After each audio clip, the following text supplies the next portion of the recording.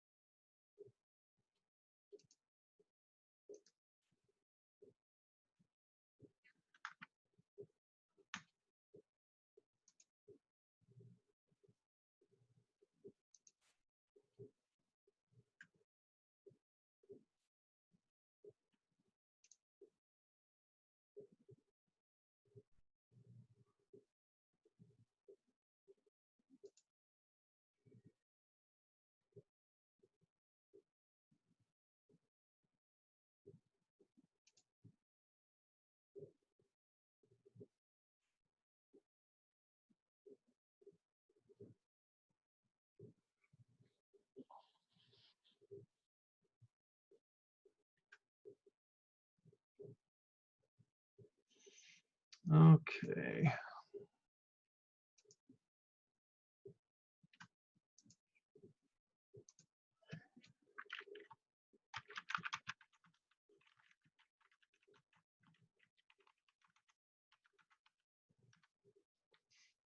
Okay, let's see, who do we got here today?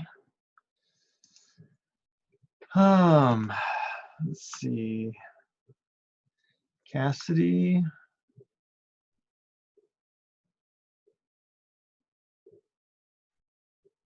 Let's see, Colton.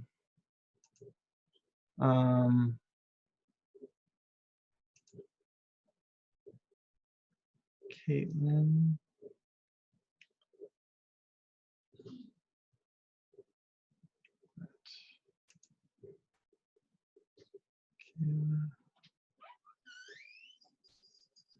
Starting your classes? I'm online. Okay.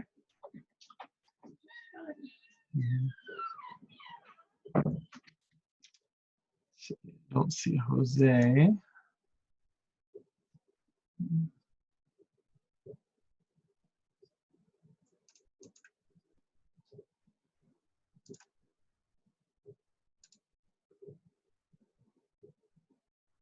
And let's see. I don't see Caitlin.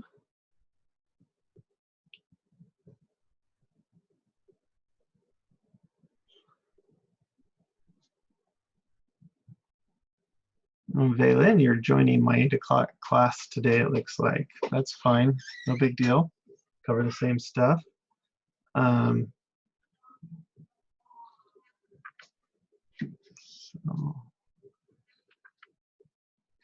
please shut and lock the door.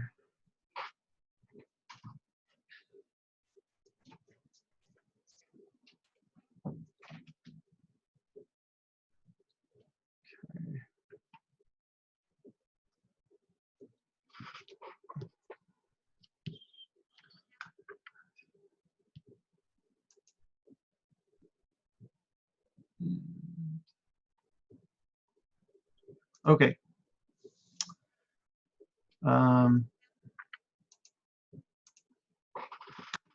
All right, so let's see, what things do we need to talk about? Let's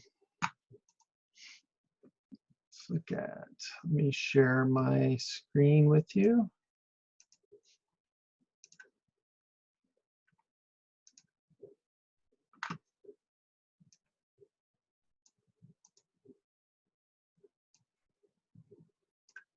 Okay, I'm going to lock the door so we're not interrupted again.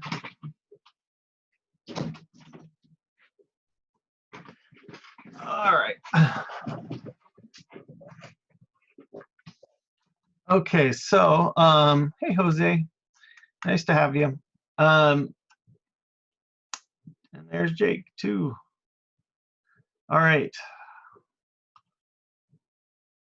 So you should be looking at my screen. Again, we are doing sessions 11 and 12 this week. Today, my goal is to get your quizzes ready so that you can take them as soon as possible. hopefully yesterday you did your labs. If you haven't done your labs yet, please get them done. Why is that on there? Is this the right class? Second.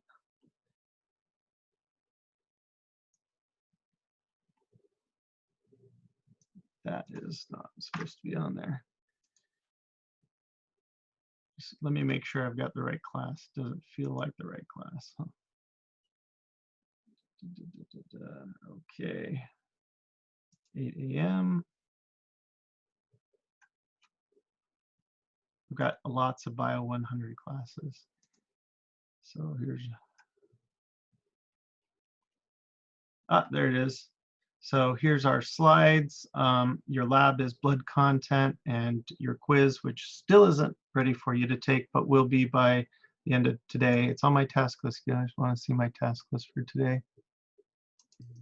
Dr. Klein, what Yep. was the other lab? You said labs Oh yeah. were there two? So last week's lab was due on Tuesday, but you can still do it. Oh, okay. Thank you. I was getting a little worried there for a second. So no, it was labs because I gave you into this week for last week's lab. Oh, okay. Thank you. Okay. For this week, you only have this one blood content lab to do. So please get that done.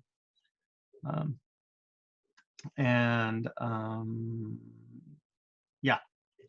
All right, and we'll go over session 12 on, probably won't get to it today, but probably all on Friday, I will lecture on plants, okay? So that's where we're at. So here's our PowerPoint. We went over all of this stuff on Monday. If you didn't get to see that, then go back and in the announcements in the class in Canvas, I put up the video from Monday's class, so go back and double check that, okay? All right, so let's see. We ended on this slide on, oh, any questions before I go on? Just interrupt if you have a question.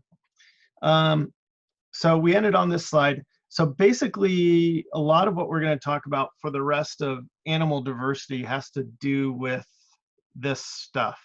So we already know that animals are multicellular. We know that earlier or less evolved animals somewhere along the line were previously radial in their symmetry, and I'll talk about that if you're still unclear what that means. But at some point we became bilateral, meaning again that if you cut us down the middle, one half of us relatively mirrors the other half. And that was a step forward for us. And then we go into this protosome and deuterosome difference, and that will have to do with the development of body cavities and how body cavities were developed. Some groups developed body cavities from the anus first and others from the mouth first. Anyone want to wager a guess where mammals and humans would fall into that group? Let's hear a guess. Which one do you think we fall under? Protozomes, stomes, or deuterostomes? Were we the mouth or the anus? Basically is what I'm asking. That develops first in embryos.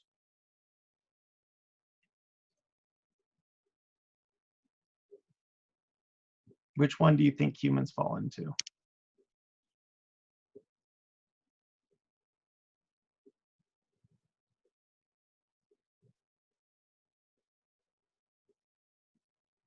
Come on, somebody guess.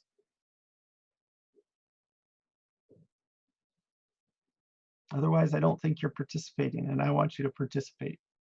Somebody guess. Which developed first in our embryos of humans? Mouth. The mouth? You would hope. You would hope. Unfortunately, that is not the case. In humans, when we're small embryos developing, we actually develop our anus first, and we fall in this deuterostome group. And so I'll show you a little breakdown here in a minute. So actually, let's look at it really quick. So here's our cladogram. So you can kind of, all animals kind of fit into this cladogram. Chordates are animals that have backbones, and so we would fit into this. You could put a human right here if you wanted, and we fit into this small group that when we are developing, we actually develop our anus first. So it's kind of fun. So this group lays out, so from the left is more primitive. Sponges are the most primitive group, and as you go to the right here, you get more and more complex, more greater complexity and more greater evolved group of individuals until you get over here. Okay, so as we're talking, we're gonna kind of start to the left and move to the right in this group. So this actually, I wish I could have you print this out and have it next to you so you could write down how things change over time. It's kind of helpful. Not a bad idea for you to do if you're studying, just to see if you can follow the progression of structures and differences across animals as we develop. So the first thing I wanted to mention was body symmetry. And remember, earlier animals had what we call radial symmetry. And radial symmetry is animal is organized circularly, okay? So I can show you a quick picture of that real quick. On the left here, we've got this animal, and no matter which way you cut it, it's pretty circular in the way that it's the body is laid out. Bilateral symmetry, on the other hand, has a right and a left half. So that's us, right? We're bilateral in our symmetry.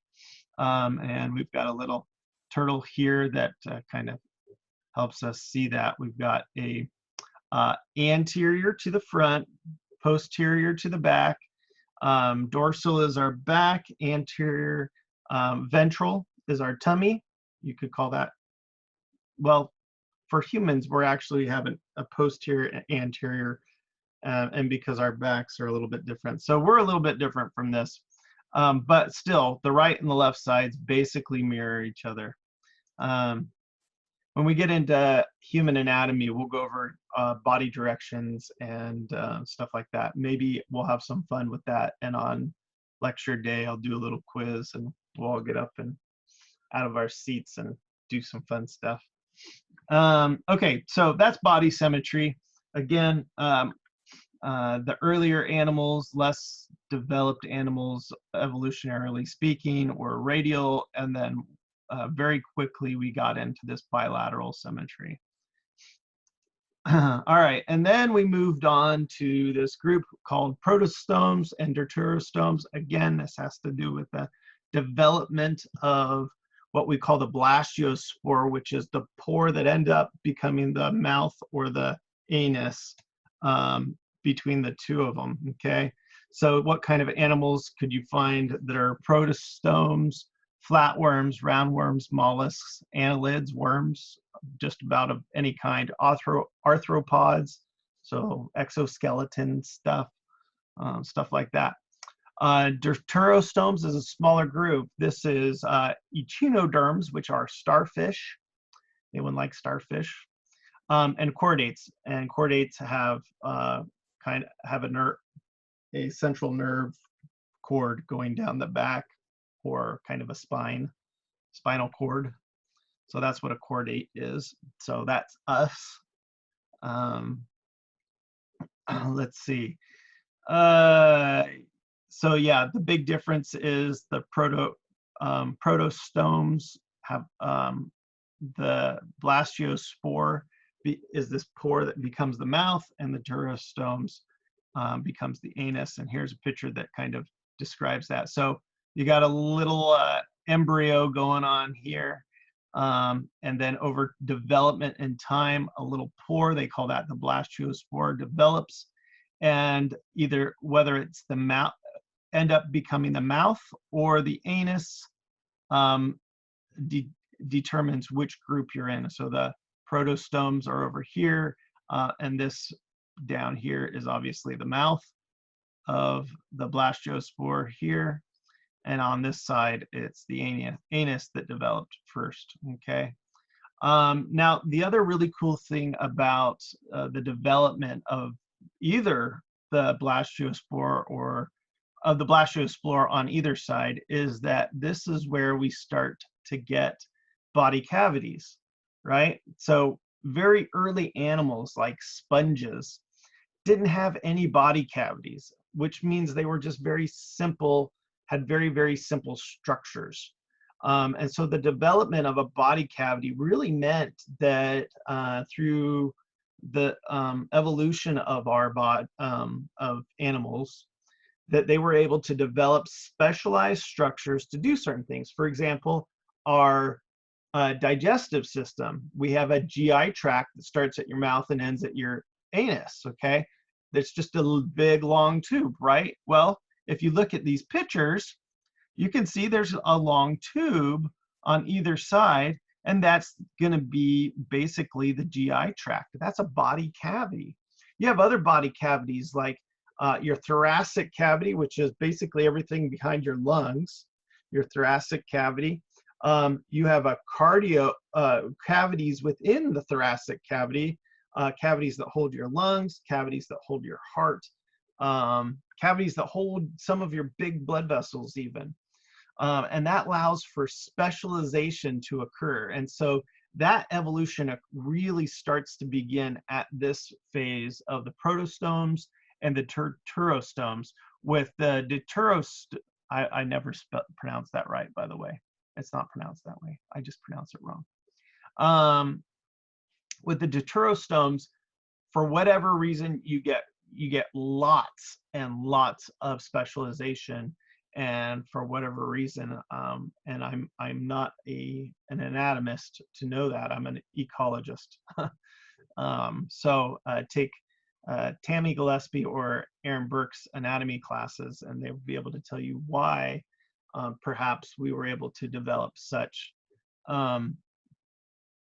complex body cavities that are so specialized. So that inner cavity, so this is the coleome, and you can see that it's open, right? The coleome is basically kind of interstitial space, what we call interstitial space, or space between cavities. And the coleome, sorry, they're defining it as a body cavity because it's the space that surrounds specialized tissues. Now, you may have organisms that do not have coleomes. We call them acoleum, a meaning not or no body cavity, okay? Some have kind of have a coleome, but really don't. And we call those pseudocoleomates. And if you aren't familiar, the term pseudo means fake. My favorite example of that is in ecology, since I'm an ecologist, is Douglas fir. Douglas fir is, we call it a fir tree, but it is pseudo-tsuga, which means fake fur. So, and you guys know Douglas fir trees because they are what most people put in their houses. If you get a live tree for Christmas, it's typically a Douglas fir. So it is soft, but it's a fake fir. Anyway, pseudo means fake. Pseudocoleomates means they have a fake body cavity. So it's a kind of, yeah, they have a body cavity and they kind of don't. And so there's actually 3 groups here. I wish they'd have put the coleome down here as the 3rd group. So you have got a group without body cavities, you've got a group that have kind of a fake body cavity, and then you've got a 3rd group that are coleomes that do have a body cavity. And here's a good example over here. So we've got the GI tract of a flatworm here, goes pretty much from here, not the full distance of their body, but quite a good distance. And then over here we've got a roundworm. It is so this is an acoleomate. It doesn't have that gap, the coleome gap between the inner versus the outer. So if you want to know the terms between the 3 layers of tissues, you've got the endoderm, you got the mesoderm, and you've got the ectoderm on the outside. So an organism that has a coleome has this gap right here, okay? And they are a pseudocoleome. Now, why are they not a full coleome, even though they have this gap? Well, in order to be a full coleome, you need to have a boundary of cells all the way around not just the inside of the coleome, but around the outer edge of the coleome as well. And so that's why they're a pseudocoleome. And so you can kind of see through the process of evolution. This group developed first, and then over time, this group developed, and eventually individuals like us developed where we've got this gap where we've got both, we've got lining both on the inside and the outside to make a real body cavity. So that would make us a coleomate, a body cavity completely lined with mesoderm. I'm not going to talk about this other stuff here. This gets into anatomy down below. We have a whole bunch of lining inside of our body cavities that allow us to protect our different body cavities, to hold them in place.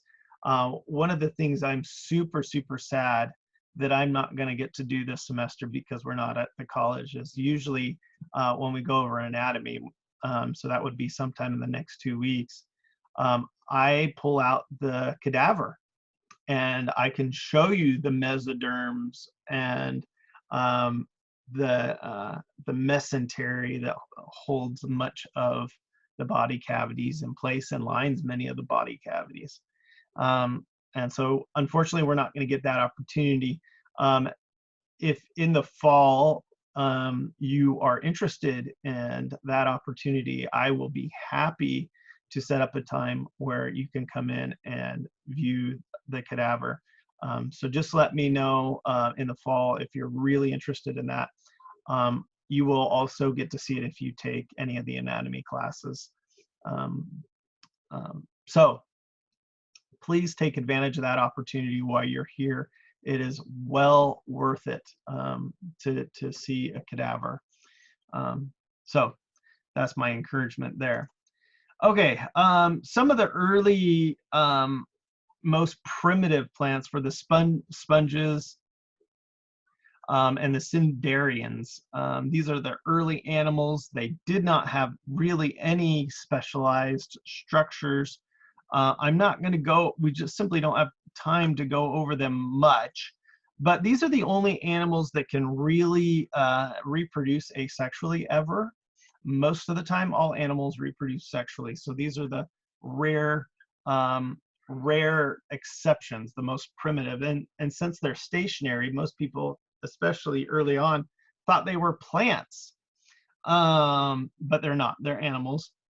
They feed by filtering. Oops, I'm going bottom up. Sorry, but I'm not going to go over this. Most of this stuff down here is not super important for you to know for the final, but it is there if you want to go over it. Here's a sponge. What it looks like. Again, not very much specialized structure. Basically, they've got little filters in here, allow them to filter out food, stuff like that. I'm not going to go over this group either. Cnidarians, but you can see some pictures here if you like to look at them. Don't get stung by those tentacles, okay? again, we're going to go from there. We go to flatworms and mollusks. These are acoleomates. They don't have that coleo, the body cavity. And interesting that they both feed. This is their mouth way down here, even though they have eyes. Now these eyes aren't really functional. We call them eye spots, but they're not super functional. These are flatworms. I'm not going to talk about their structures or stuff. That's not super important for us to know. Here is some parasitic worms. I've got a story for you that I'm going to tell you. And as soon as I'm done telling you the story, I'm going to quiz you on some of the stuff we've talked about in class so far. And so we'll see how well people are listening. Okay. I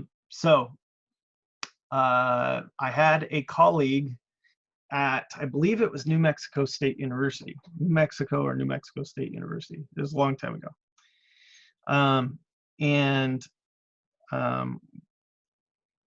He was a world famous ecologist.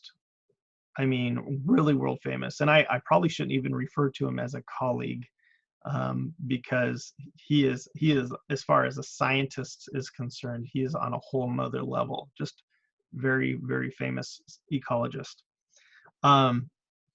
He's in front of his class, and he had just gotten back from the Amazon, and he was in shorts in front of his class, and he's preaching, and all of a sudden he grabs his leg. He goes, oh, oh, oh. And this parasitic worm pops out, and he pulls it out, and he says, yeah.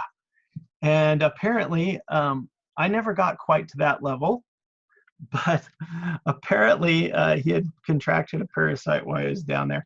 And he was super excited about it, because it's kind of like a battle wound of an ecologist to get a parasite at some point while he's out trying to save the world.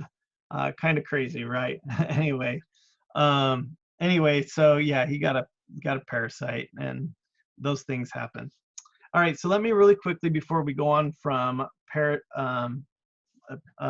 before we talk more about parasites, first of all, can someone tell me what we call the structure that develops into body cavities?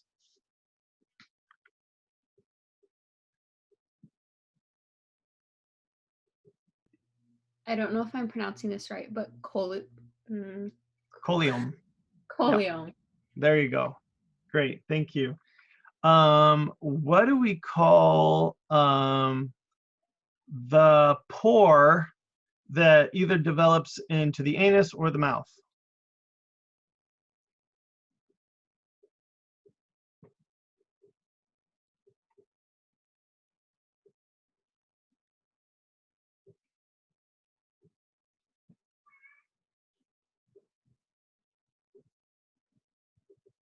Starts with a B.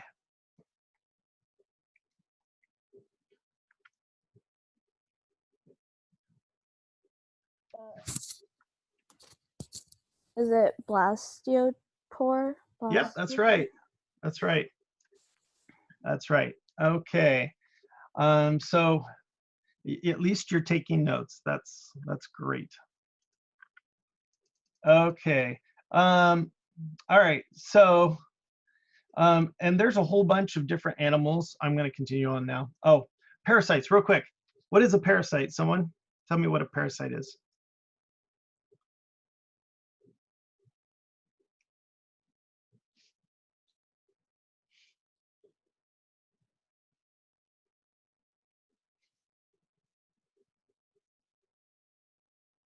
Can you define parasite? A little kid that comes up to you and you sit and they say, "Mommy or Daddy, what's a parasite?"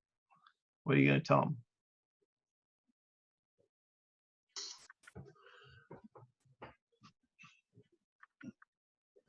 Something that lives off another living thing. Yes. And the only thing I would add to that is something that lives off of another thing and it harms it in some way. So we do have situations where you have a symbiotic relationship where another organism is helped by another organism. So two organisms living together in some way, one of them's benefited, but the other may not be harmed or the other is benefited. Parasite is a specific relationship between two individuals where one is benefited and the other is harmed by that by benefiting the other. So make sure you include that in whenever you talk about a parasite. Okay. Parasitic worms, of course, they've got things to attach themselves to what other animals they're looking for as part of a parasite. And there's a whole bunch of them. Mollusks have a interesting, you guys know what a mollusk is, right? It's kind of a snail with a big exoskeleton, and basically this is their structure here. Okay. We're not going to go over their structures. You don't need to know their structures. Interesting, look at their mouth. Isn't that really cool how their mouth works? These kind of go back, and it kind of reminds you of like a chainsaw blade. So that's how they work their mouth. These are the first animals to really kind of develop teeth of any kind. Okay, so in evolutionarily speaking, mollusks are the kind of the first ones to do that. That's kind of cool. Mollusks have lots of different types. They've got the gastropods and the cephalopods and the bivalves. And I'm just going to really quickly jump through them. So there's our snails.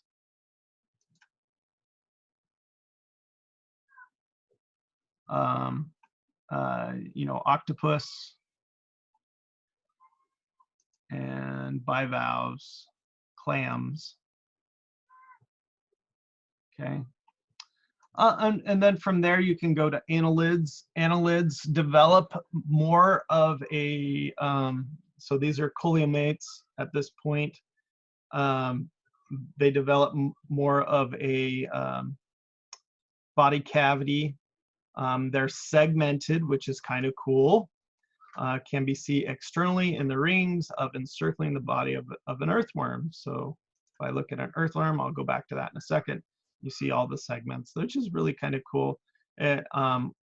Often those segments mean that there's repetition in different body structures. So you often will see the same things in each segment, which is really, really kind of cool that they can do that. Yeah, most of this stuff I am not going to ask you about, but again, if you're interested in the anatomy of worms, there you go. Here is, again, you can see they have mesoderm lining the inside and the outside, so that makes it a true coleomate. And of course, this is their GI tract or gastrointestinal tube where their food goes. They've got nerve cords, which are kind of cool. So you ask the question, when you torture an earthworm, do they feel it? Well, yeah, they've got a nerve cord. So be nice to earthworms if you can. And then we've got annelids. Annelids, there's a couple of different groups there. I'm not going to get into that again. Annelids are earthworms actually, and could talk more about that. You've got leeches. Back in the day when they used leeches for medicinal purposes, not a good idea. I always found that they used to bleed people or leech them. Not necessarily a really good thing to do. Again, you don't need to know this stuff, but again, they are going to be in that group with worms where they've got a coleomate. They are coleomates. Then we move on to a little bit more developed group. These are the pseudocoleomates. No, sorry, they are not more developed. These are pseudocoleomates. They're roundworms and such. Again, maybe parasitic. So just another group. Moving on to, oh, I got a picture of roundworms. Not gonna dwell on that very much though. Okay, then you have arthropods. These are insects.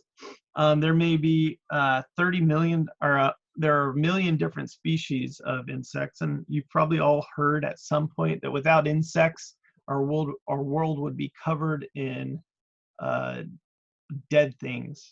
And so we rely on this group, perhaps the most, to get rid of our what we call detritus matter. Detritus matter is dead stuff. Okay. And they are probably the most diverse group of animals there are. So very, very important group, arthropods, very big. So this first bullet point up here is actually important for you to know. So make sure you make a note of that. A couple of things that make them successful: they have jointed appendages, so they can go okay. They have an exoskeleton made of chitin. Does anyone remember where we've seen that word before? Chitin. I will wait for an answer.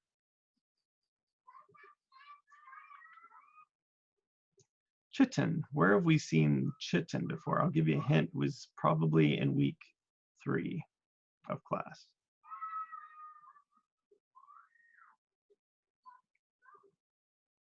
And we talked about macromolecules or biological molecules. Does anyone remember the 3 groups of biological molecules? Maybe that'll help. Proteins, carbohydrates, and lipids. Which one? Where did you see chitin? Wasn't chitin the one that had to do with the bugs? Yeah. Yeah, well, it's their exoskeleton. Yeah. And which group did chitin fall under? Was it protein, carbohydrates, or lipids? Wasn't it a protein?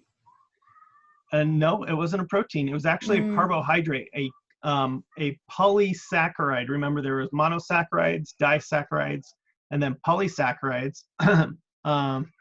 And chitin was one of those polysaccharides from carbohydrates. So it's a carbohydrate. Their exoskeleton is made of a complex sugar, if you will. Okay, so kind of cool. So I have less than 2 minutes left until this is going to cut us off. If I get cut off, that'll just be the end of class. So have a wonderful day. Really quickly, I'm going to try and finish this slide. Segmentation: our body does have repeating body unit. Their bodies do have repeating body units, which is kind of cool. They have a well-developed nervous system, so bugs also can feel discomfort. They have respiratory organs, which is kind of new with this group. In the way that they breathe, they don't just breathe through their skin. So that was an important step forward with the evolution of animals, is to be able to have respiratory organs and then transfer that blood around the body. They go through a metamorphosis. They start out in a larval stage and then eventually end up as an adult in a different lifestyle. Butterflies, yay, we like butterflies.